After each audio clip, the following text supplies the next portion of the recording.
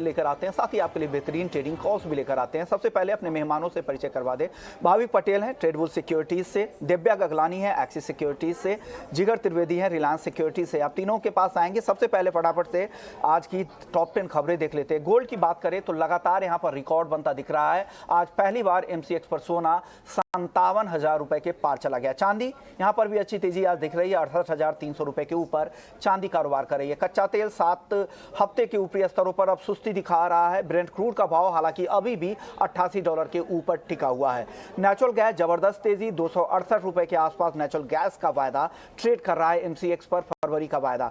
Copper 1% मजबूत है, 794 रुपए के आसपास कॉपर में ट्रेडिंग हो रही है। आगे मार्केट की अगर बात करें तो मेहनता तेल जहां पर तेजी का रुख है, 1000 रुपए के ऊपर यहां पर कारोबार हो रहा है। कैस्टर दायरे में कारोबार है, 7000 रुपए के ऊपर यहां पर कारोबार हो रहा है। जीरे में अब लगातार मुनाफा वसूली दिख रही है। लंबी तेजी के बाद अब बिकवाली यहां पर हावी हो गई है। आज करीब करीब 1% कमजोरी के साथ 32,000 रुपए के नीचे जीरा का वायदा आ गया है। लेकिन धनिया में सुस्ती दिख रही है, 8,000 के आसपास। हल्दी दायरे में कारोबार हो रहा है, 7,900 रुपए के करीब। ये कुछ टॉप 10 खबरें हैं आपके लिए। लेकिन अब बात कर लेते हैं गोल्ड की, क्योंकि गोल्ड घरेलू बाजार में लगातार नया रिकॉर्ड बनाता जा रहा है। आज MCX पर पहली बार गोल्ड 57,000 रुपए के ऊपर चला गया है। पिछले 4 महीने की बात करें, 20 सितंबर को हमने देखा था कि MCX पर गोल्ड 49,500 रुपए के आसपास था। वो भाव 7,500 रुपए से ज्यादा बढ़कर 57,000 के भी ऊपर चला जा चुका है। हमारे साथ जिगर त्रिवेदी, दिव्या गगलानी और भाविक पटेल है। जिगर, क्या लग रहा है, क्या इतनी तेजी के बाद क्या सलाह है, क्या सतर्कता बरतने की सलाह आप दे रहे हैं गोल्ड में क्या अब गिरावट की आशंका आपको दिख रही है यहां से? गुड मॉर्निंग विश्व मोहन सी, आपने बहुत सही बताया कि अक्टूबर सितंबर में कुछ भाव 49,000 50,000 के आसपास थे। वहां से हमने एक ड्रास्टिक फॉल देखा है डॉलर इंडेक्स में, जो 114 के आसपास है। वहां से हमने 102 के आज के लेवल्स भी देखे हैं। वही मेजर रीजन है कि गोल्ड इंटरनेशनल मार्केट में रैली किया है। अगर मैं MCX मार्केट की बात करूं, यस 57,099 का ऑल टाइम हाई वापस से रिकॉर्ड हाई यहां पे हमने हिट किया है। Rupee has been quite weak this days. Investment demand gold की थोड़ी बहुत बड़ी है। अगर मैं SPDR गोल्ड ETF की बात करूं तो कुछ 906 टन का यहाँ पे होल्डिंग था 1 दिसंबर 22 के आसपास, जो बढ़ के 917 918 टन के आसपास गया है। अदरवाइज अगर मैं इन दिनों की बात करूं, dollar index is quite study around 102। लेकिन जो बाजार का यहाँ पे नजर है, 2 मेजर इवेंट पे है। February 1st जो US फेड की मॉनेटरी पॉलिसी का आउटकम आएगा, and February 1st India will present its union budget also. अगर ड्यूटी को लेके कोई भी न्यूज आती है डोमेस्टिक फ्रंट पे, गोल्ड प्राइसेस पे वो अफेक्ट करेगी। Yes, along with the US Fed monetary policy, 2nd Feb is also going to be very much important. ECB Bank of England की भी मॉनेटरी पॉलिसीज उन दिनों में डिक्लेयर होगी। सो मार्केट का रुख बुलिश है, अंडरटोन इज पॉजिटिव है। गोल्ड को लेके अगर इंट्राडे में किसी को यहाँ स्ट्रेटेजी करनी है, we recommend to go long only. February contract, one should go long around this all-time high levels only, 57,050, 56,950 का स्टॉप लॉस लेके यहाँ पे चले। 57,250 का टारगेट एक या 2 दिनों में देखने को मिल सकता है। इंट्राडे के लिए कॉल है, ये ध्यान रखिएगा, इसको पोजिशनल कॉल मान के नहीं चले, टाइम फ्रेम पे ध्यान रखिएगा। 1 से 2 दिन के लिए ये कॉल है। और स्टॉप लॉस का भी ध्यान रखिएगा, क्योंकि जिस तरह की तेजी गोल्ड में आई है तो हो सकता है कि अब आगे जाके आपको करेक्शन भी, एक हेल्दी करेक्शन भी यहाँ पे देखने को मिले। इसके लिए भी तैयार रहिएगा। तो जो भी ट्रेड करे बिना स्टॉप लॉस लगाए ट्रेड ना करे। अपनी रिसर्च और अपने फाइनेंशियल एडवाइजर्स की सलाह लेने बिना लिए हुए कोई भी कॉल नहीं ले। भाविक, आप क्या सलाह दे रहे हैं? चार्ट पे किसी तरह का करेक्शन आपको गोल्ड में दिख रहा है क्या, MCX गोल्ड में? शोमन जी, जी नहीं, अगर अभी भी देखें तो चार्ट में हालांकि हाँ ओवरबॉट जरूर से है, बट अभी भी ऊपर की लेवल से कहीं भी वीकनेस नहीं दिख रही है, या मोमेंटम जो है वो स्लो नहीं दिख रही है। इनफैक्ट कॉमेक्स के भी बात करें तो हायर लेवल्स पे कंसोलिडेट ही कर रहा है। वहां से भी अभी कोई भी दिख नहीं रहा कि यहाँ से थोड़ा सेलिंग प्रेशर हो। हालांकि FOMC की मीट आने वाली है, तो कहीं ना कहीं काफी लोग जो है वो they will take the profit off the table, और थोड़ा बहुत करेक्शन आ सकता है। बट इंट्राडे अभी भी अंडरटोन बहुत बुलिश है, तो मैं भी रिकमेंड करूंगा कि कोई भी डिप आती है तो बाई करना चाहिए। खास करके फेब्रुआरी कॉन्ट्रैक्ट है, वो अराउंड 56,950 के करीब आता है, तो लॉन्ग कर सकते हैं 56,800 के स्टॉप लॉस से, और टारगेट रख सकते हैं 57,150 का। बट मेक श्योर कि आपका इंट्राडे स्टॉप लॉस 56,800 का लेके आप लॉन्ग करें। दिव्या, आपकी सलाह क्या है इन लेवल्स पे? आप क्या सलाह दे रहे हैं ट्रेडर्स को, अपने क्लाइंट्स को क्या सलाह दे रहे हैं? गुड मॉर्निंग विश्वमोहन जी। गोल्ड में हमें एक शानदार रैली देखने मिली है। मेन उसका रीजन ये था कि जो रिसेशनरी कंसर्न्स है और डॉलर इंडेक्स में जो हमें कमजोरी देखने मिली है, उसके वजह प्राइस को एक अच्छा सपोर्ट मिला। कॉमेक्स गोल्ड अगर मैं टेक्निकली बात करूँ तो स्पॉट में $1900 का काफी स्ट्रॉन्ग सपोर्ट जोन है। प्राइस उसके नीचे जा नहीं रहा है। और डोमेस्टिक मार्केट में भी आज जैसे कि 52 वीक हाई मारा हुआ है। इसका मेन रीजन ये है कि जो रुपया जो कमजोर हुआ है डॉलर के अगेंस्ट, उसके वजह से हमें एक उछाल देखने मिला गोल्ड प्राइसेस के अंदर। बाकी कॉमेक्स में जो 1937 का एक स्ट्रॉन्ग रेजिस्टेंस जोन है, उसके ऊपर प्राइसेस जा नहीं रहे। अगर उसके ऊपर प्राइसेस सस्टेन होते हैं तो हमें एक फ्रेश रैली देखने मिल सकती है। ओवरऑल ट्रेंड मेरा भी पॉजिटिव का ही रहेगा, तो हम बाय ऑन डिप्स कर सकते हैं गोल्ड के अंदर। 56,800 का अगर प्राइसेस आता है तो वहां पे हम बाई करके चले। स्टॉप लॉस हम 56,650 का रखें और टारगेट हम ऊपर में 57,000 का मेंटेन करके चल सकते हैं। अभी इंट्राडे के लिए तीनों ही जानकारों को लगता है कि खरीदारी की सलाह है, लेकिन हो सकता है नियर टर्म में आपको करेक्शन दिखे, इसलिए आप तैयार रहें। जो भी यहाँ पे कॉस्ट दिए गए हैं उसमें स्टॉप लॉस भी बताए गए हैं, तो उसका ध्यान आप जरूर रखें। चलिए, लेकिन एक और अहम खबर आ रही कि एग्री वायदा बैन के खिलाफ सेबी दफ्तर के आगे किसानों का कल भारी विरोध प्रदर्शन हुआ है। इस पर बात करने के लिए हमारे साथ अनिल घनवट साहब हैं, प्रेसिडेंट है स्वतंत्र भारत के। सर, स्वागत है आपका ईटी नाउ स्वदेश पर। सर, किसानों का विरोध प्रदर्शन क्यों हुआ था, क्या वजह थी और क्या मांगे आप लोगों ने रखी है सेबी के सामने? एक साल पहले सभी 9 एग्रीकल्चर कमोडिटीज पे बैन लगाया था कमोडिटी मार्केट्स में ट्रेडिंग के लिए। अभी इस साल उनमें से 7 कमोडिटीज को और एक साल के लिए बैन को बढ़त दी गई है। तो ये किसानों पे अन्याय है, क्योंकि अगर प्राइस डिस्कवरी नहीं हो रही है, वो किसान हो या ट्रेडर हो, तो वो जो ट्रेडिंग करता है उसमें उसे अगर पता नहीं चला कि आगे प्राइसेस क्या रहने वाले, तो वो कम से कम दाम में किसानों से खरीदी करता है। इससे किसानों का नुकसान होता है। इसलिए हम चाहते थे कि जो भी बैन को एक्सटेंशन दिया गया है उसे खारिज किया जाए, उसको रद्द किया जाए। इसके लिए हमारा एजिटेशन था। उसके साथ कॉटन बेल्स के ट्रेडिंग में भी रुकावट है। जनवरी में शुरू नहीं हुए। और कल ही 23 तारीख को एक मीटिंग थी इसके प्रोड्यूस एडवाइजरी कमेटी की, उसमें भी शायद कुछ हल नहीं निकला है। सेबी तो कहती है कि हमने अप्रूवल दे दिया है, फिर भी उसका ट्रेड नहीं हो रहा है। कपास के दाम गिर रहे हैं, किसान परेशान है। सोयाबीन के दाम गिरे हुए हैं, चने के दाम गिरे हुए हैं। अगर ट्रेड ही बंद हो तो बाजार व्यापार कैसे होगा? अगर व्यापार ठीक से नहीं होगा तो किसानों का इसमें बहुत ज्यादा नुकसान है। इसीलिए हम किसानों की तरफ से ये मांग उठा रहे थे सेबी को कि हमें न्याय चाहिए। इसलिए हमने सेबी के सामने ये आंदोलन करने की घोषणा की थी।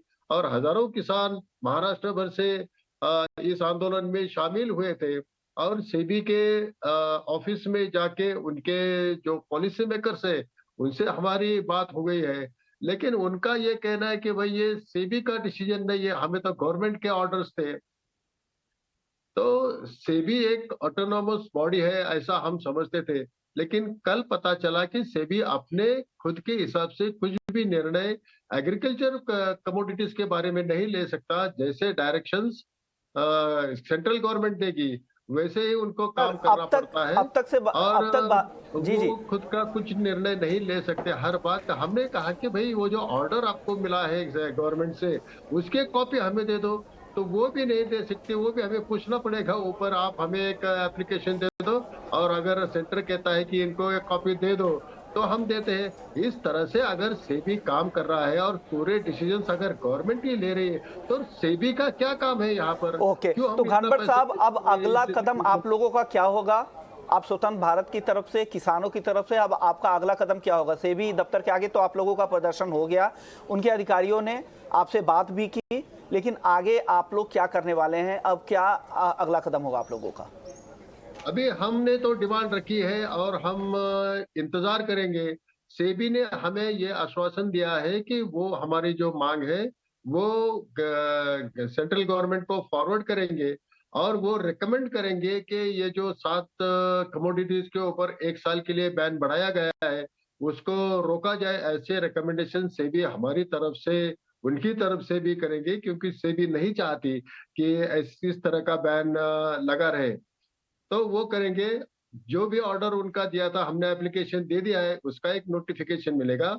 और एक बात है कि जो भी एनसीडीएक्स या में ट्रेड होता है, उसमें सभी कमोडिटीज एग्रीकल्चर कमोडिटीज है, और 98% स्टेक होल्डर्स है, एग्रीकल्चरिस्ट है, फार्मर्स है। और उनका कोई भी प्रेजेंटेशन किसी भी कमेटी में नहीं है जो सेबी को एडवाइस करे या अपने रिकमेंडेशंस दे दे। तो हमने ये भी डिमांड की है कि किसानों का भी प्रतिनिधि उस कमेटी में होना चाहिए, और वो उन्होंने एक्सेप्ट किया है। आगे चल के उनकी प्रोसेस फॉलो करके ये करेंगे, ऐसा उन्होंने किया है। और कॉटन ट्रेड के बारे में उन्होंने कहा कि हमने कॉटन बेल्स के बारे में कि हमने अप्रूवल दे दिया है, अब एमसीएस क्यों नहीं कर रही है, इसके बारे में मैंने सुबह बात की एमसीएक्स के लोगों से। तो उन्होंने कहा कि भाई हमारी जो कमिटी है, उस कमिटी में जो टेक्सटाइल इंडस्ट्रीज के लोग हैं, उन्होंने इसको विरोध किया है, इसलिए अभी ट्रेड शुरू नहीं होंगे। तो इस तरह के अगर बाधाएं इस मार्केट में आती रहेगी तो भाई किसान मर रहा है, इसके बारे में हमें तो कुछ सोचना चाहिए। अगर सेबी कहती है कि सभी डिसीजंस पार्लियामेंट में होते हैं और हमें उन्हें फॉलो करना पड़ता है, तो किसानों के जो भी प्रतिनिधि आज सांसद बनकर पार्लियामेंट में बैठे हैं, जी उनकी जी। जिम्मेवारी है कि हमारी बात पार्लियामेंट में रखे। हमने 2 महीने का समय दिया है, 2 महीने में अगर हमारे जो सांसद है किसानों के बलबूते पे वहां जाके बैठे, वो हमारी बात रख के ये 7 कमोडिटीज पे लगाई हुई बैन नहीं उठाते, तो सभी महाराष्ट्र के जो भी सांसद है, और हो सके तो पूरे देश में जहां जहां कॉटन होता है, सोयाबीन होता है, वहां के किसान अगर उनके सांसदों के घरों के सामने आंदोलन करे तो कुछ हल हो सकता है। और अगर कुछ नहीं होता तो जिस सरकार ने इस तरह के बैन लगाए, इस तरह की सरकार फिर से चुन के नहीं देंगे। इस तरह का हम कदम जी जी। उठाने वाले हैं, हमने ये डिक्लेयर कर दिया। ओके, शुक्रिया घनवर साहब, आपने वक्त निकाला और एक अहम मुद्दा बताया कि किसानों के क्या दिक्कतें हो रही है वायदा बयान से, और आप लोगों ने मांग रखी है सेबी दफ्तर के आगे और इस प्रदर्शन को आगे भी ले जाने वाले हैं। साथ एक बेहद ही जरूरी मांग है कि किसानों का भी प्रतिनिधित्व होना चाहिए। जो सेबी की सीडैक कमेटी है, जहां पे प्रोडक्ट एडवाइजरी रिलेटेड जो फैसले होते हैं, उसमें किसानों का भी रिप्रेजेंटेशन होना चाहिए। शुक्रिया सर, आपने वक्त निकाला हमारे लिए। चलिए आगे बढ़ते हैं, वायदा बाजार की ही बात कर रहे थे हम, नॉन एग्री मार्केट पर पहले बात कर लेते हैं। गोल्ड के बाद अब चांदी की बात कर लेते हैं। जिगर, गोल्ड तो लगातार हाई बना रहा है, लेकिन चांदी में उस तरह की तेजी नहीं आ रही है। चांदी अब एक दायरे में फंसती नजर आ रही है, 68,300 के आसपास है। अब क्या लग रहा है, यहां से किस तरफ चांदी का रुख हो सकता है? ट्रेडर्स के लिए क्या सलाह है? वेरी ट्रू विश्व मोहन, आपने बहुत सही बताया कि वो एक रेंज में है as compare to gold. Gold में हमने पिछले 1 महीने में एक लगातार रैली देखी है, इनफैक्ट पिछले 4 महीनों में, लेकिन ऐसी ही कन्विंसिंग रैली हमने सिल्वर में नहीं देखी है। यस, सिल्वर में हमने 67-68,000 के प्राइसेस तो देख लिए हैं, लेकिन 66,500 से लेके 70,000 ये एक ब्रॉड रेंज बन चुका है। ये रेंज के बीच में ही सिल्वर हमें ट्रेड कर रहा है आजकल। कल के सेशन की बात करूं, it was down by around 4% at one point of time, but मैं अगर इंटरनेशनल फ्रंट पे बात करूं तो कॉमेक्स सिल्वर $24 के ऊपर सस्टेन नहीं हो रही है। Of course it's industrial metal also. Base metals के पॉइंट ऑफ व्यू से हम देखें, कॉपर, जिंक, लेड, एल्यूमिनियम, हर एक में हमने पिछले 1 महीने में रैली देखी है, बट वैसी रैली हमने सिल्वर में नहीं देखी है। That's very true. Positionally it's very difficult to take a long call, but for intraday अगर हमें एक ट्रेंड के हिसाब से यहाँ पे कॉल लेना है, which will go with the trend. Dollar index में एक वीकनेस है, रुपी में हमें वीकनेस देखने को मिल रही है at the same time, and जो गोल्ड का ट्रेंड है वो पॉजिटिव है। So we expect silver also to remain on a positive side only. From that angle silver March वायदा बाय करके चल सकते हैं 68,300, 68,100 का स्टॉप लॉस लेके चले, 68,700 का टारगेट लेके यहाँ पे भी हम लॉन्ग का ही कॉल दे रहे हैं। यानी चांदी मार्च वायदा खरीदने की सलाह 68,700 रुपए के टारगेट के लिए, 68,100 रुपए का स्टॉप लॉस भी आप लगा लीजिएगा। दिव्या, आपकी कॉल क्या है? चांदी में आप क्या सलाह दे रहे हैं?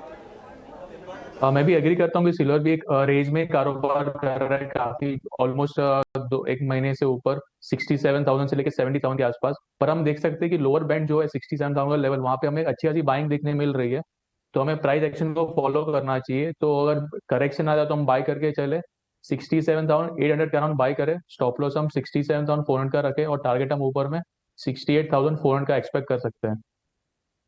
कच्चे तेल में क्या हो रहा है भाविक, क्या लग रहा है? कच्चे तेल में यहाँ से अच्छी तेजी आ चुकी है, इंटरनेशनल मार्केट में 7 हफ्ते की ऊंचाई पर भाव है, यहाँ से और तेजी की गुंजाइश है क्या? लॉन्ग पोजीशन में ही बने रहना चाहिए कच्चे तेल में अब?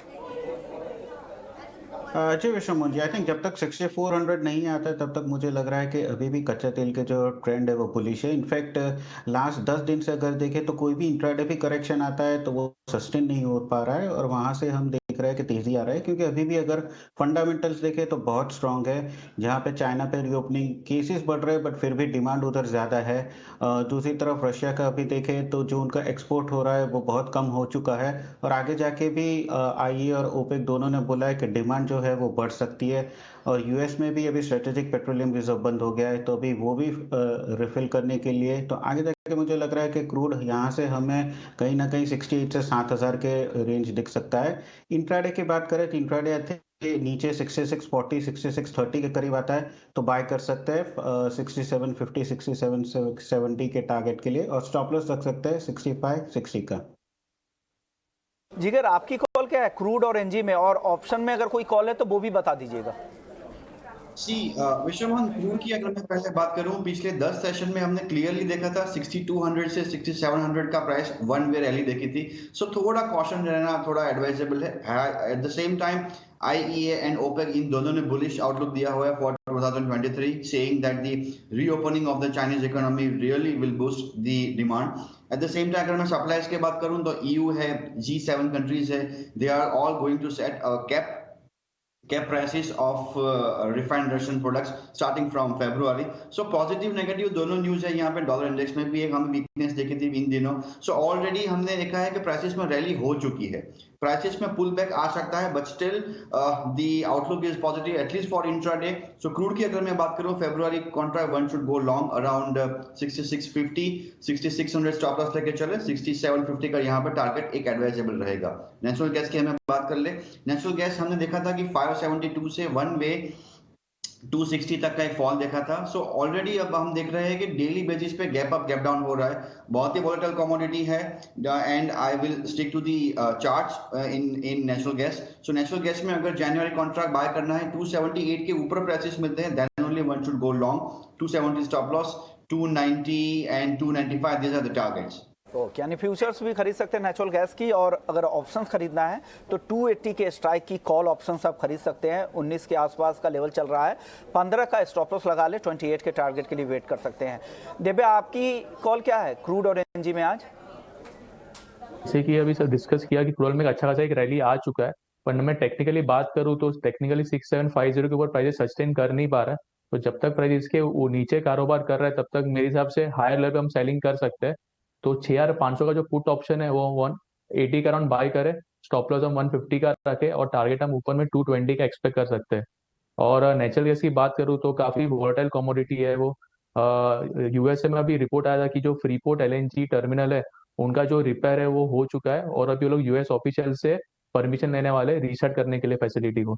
तो उसके वजह से प्राइसेस को एक सपोर्ट मिल रहा है लोअर लेवल पे, तो उसमें हम बाय ऑन डिप्स कर सकते हैं। 270 का जो कॉल ऑप्शन है नेचुरल गैस का वो 19 के अराउंड बाय करे, स्टॉप लॉस हम 15 का रखे और टारगेट हम ऊपर में 24 का एक्सपेक्ट कर सकते हैं।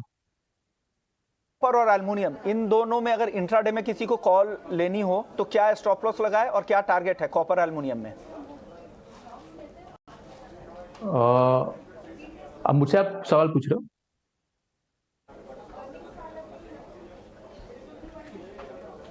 हेलो दिव्या, आपसे सवाल था कॉपर अच्छा। और एल्युमिनियम को लेकर, इन दोनों में आपकी राय क्या है? हाँ, कॉपर की मैं बात करूँ तो कॉपर में एलिमी कॉपर जो है ऑलमोस्ट 7 महीने के हाई पे चल रहा है। मेन रीजन ये है कि चाइनीज रीओपनिंग जो हुआ है उसकी वजह से डिमांड के वजह से प्राइसेस एक रैली कर रहा है, और साथ में डॉलर इंडेक्स में भी कमजोरी देखने मिल रही है, तो वो भी प्राइसेस सपोर्ट कर रहा है। कॉपर भी अभी हम देखें तो ओवरऑल ट्रेंड पॉजिटिव ही है, हम बाय ऑन डिप्स कर सकते हैं। 783 के अराउंड बाय करके चले, स्टॉप लॉस हम 779 का रखे और टारगेट हम 789 का ऊपर में एक्सपेक्ट कर सकते हैं। और मेरी दूसरी कॉल एल्यूमिनियम में रहेगी। एल्यूमिनियम में अच्छा ब्रेकआउट देखने मिला है और प्राइसेस जो है 220 के ऊपर सस्टेन कर रहा है। 224 के अराउंड बाय करें, स्टॉप लॉस हम 222.50 का रखे और टारगेट हम 226 का एक्सपेक्ट कर सकते हैं।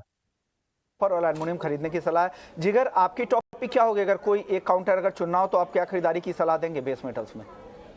कि मुझे लग रहा है अभी भी विश्वमान उसमें थोड़ी बहुत स्ट्रेंथ बाकी है। सी अगर मैं बात करूं एल्यूमिनियम कॉपर पिछले एक महीने में 9% रैली की है, जिंक ने 12% रैली की है। There are few reasons behind this rally.